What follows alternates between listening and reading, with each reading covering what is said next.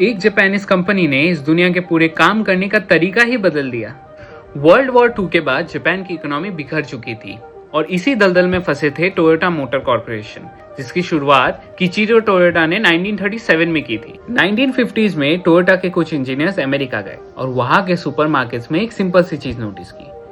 Shelves को तभी refill किया जाता था जब डिमांड बढ़ता था। इसी आइडिया और कॉन्सेप्ट के साथ Taiichi Ohno, production head of Toyota Motor Corporation, ने एक सिस्टम निकाला जिसका नाम रखा टोयोटा प्रोडक्शन सिस्टम। इस सिस्टम के सिंपल 2 पिलर्स थे।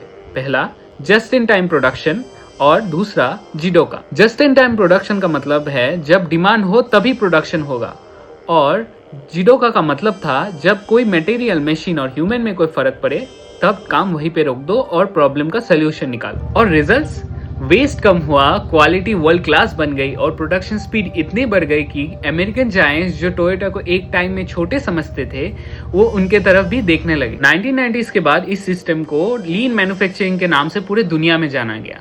इंडिया में मारुति सुजुकी ने भी यही सिस्टम अपनाया और अपने प्रोडक्शन स्पीड और डिफेक्ट रेट्स को ड्रास्टिकली कम किया।